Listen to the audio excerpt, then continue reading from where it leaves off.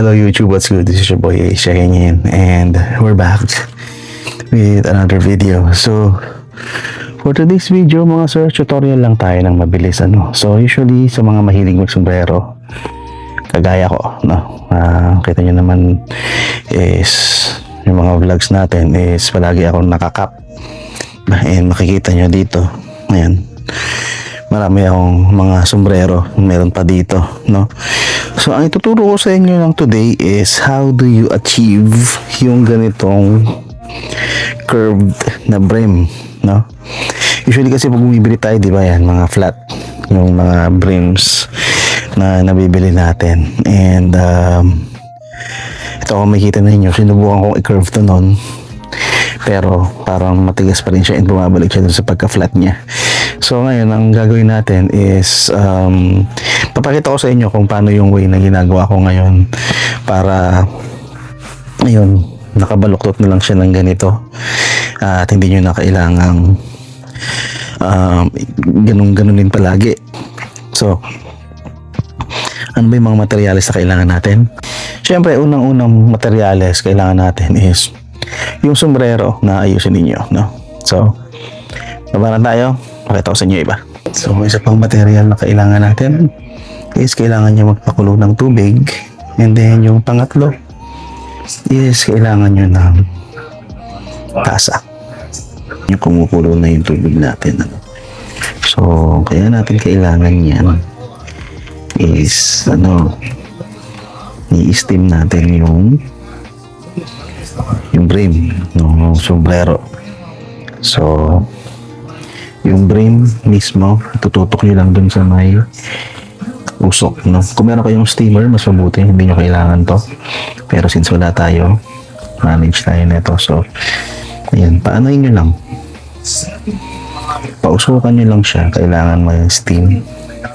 So ang ginagawa niyan is pinapalambot niya yung mismong brim ng cap. Okay, so ayan, ang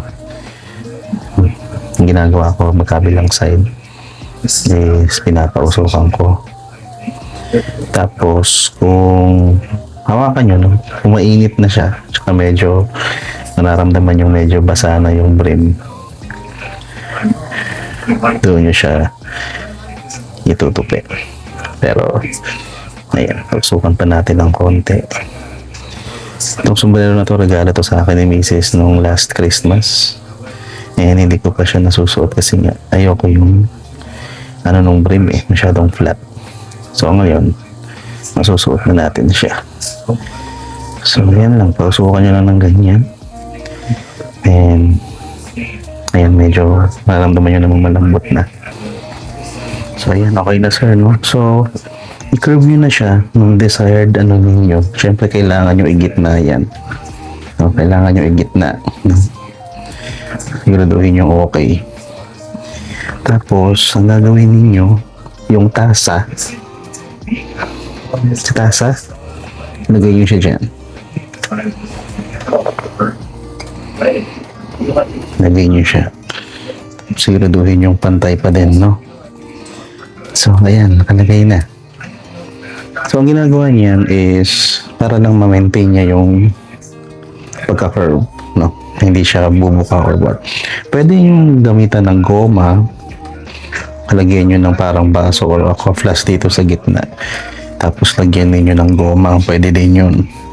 O kaya kung meron kayo yung pang-curve talaga, kagaya na ito,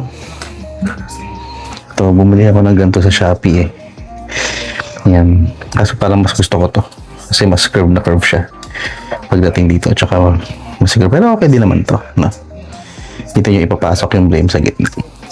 So i-maintain nyo lang siya ng ganito for 20 minutes. Mga sir, habang naghihintay tayo ng 20 minutes, unboxing tsaka unpackaging muna tayo.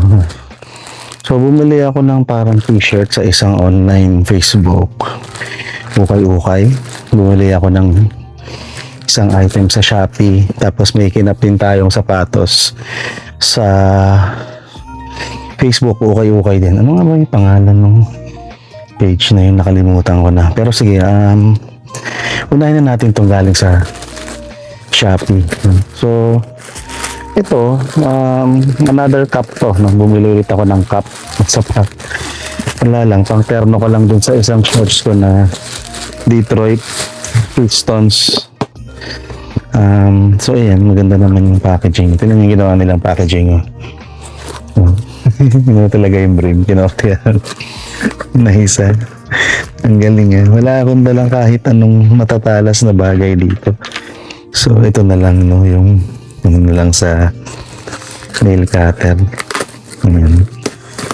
Ayan, pasok. So, yung cup na to, parang vintage style cup. Kagaya sa draft day noong 1997. Pero, Detroit Pistons naman, binili ko. So, ayan, pakita natin sa inyo. Ayan siya, babang.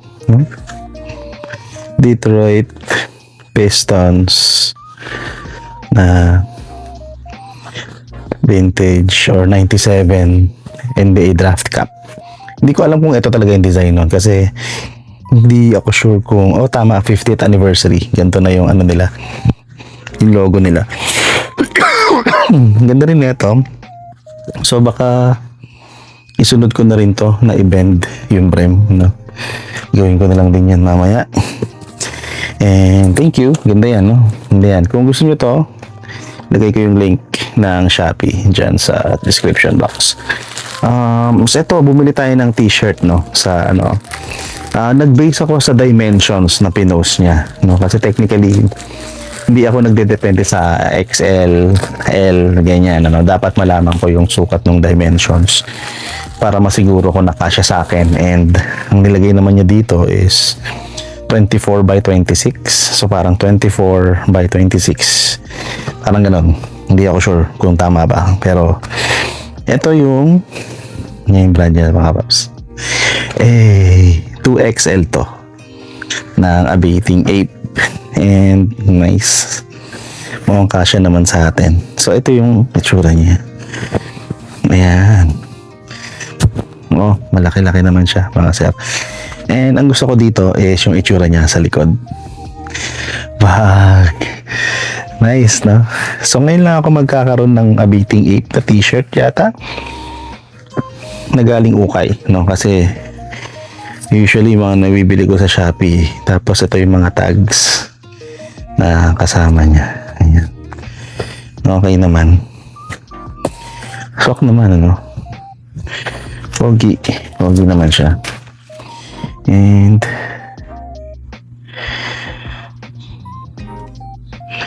ayun, kailangan mo nang magano. So ito, Abating Ape t-shirt. Siguro isusuot ko to mamaya pag-alis. Ganda ng likod no? Maganda yung likod niya. And yung pangatlong item na binili natin, nakalimutan ko yung pangalan ng store. Hindi. Sa ano ko ito nabili? Sa Carousel, no? Sa Carousel ko siya nabili. Naghahanap ako ng kahit anong Jordan 5 and this is what I came up with. Yun. Nakakuha tayo ng UA. Hindi ko alam kung anong batch to or kung anong quality. Pero pretty sure hindi siya legit, no? Ito yung Air Jordan 5. Muslin. Pag humitingin ako ng reps ng Air Jordan 5, ang tinitingnan ko is yung ridges sa dila, no? So, dapat nakikita ko yung pagkalubog niyan at saka yung pagkaumbok ng mga bagay-bagay dyan. So, minsan kasi ganyan, guhit lang eh. Tapos pag tinignan mo sa gilid, hindi mo makita yung umbok, no? And yun yung nagpapaganda para sa akin sa Jordan 5 is yung dila niya and then yung mga ridges na ganyan. May malakas yung dating sa akin pagka gano'n. So, ayan, Air Jordan 5 muslin. Subukan ko rin ito isuot later kung makakaalis ako.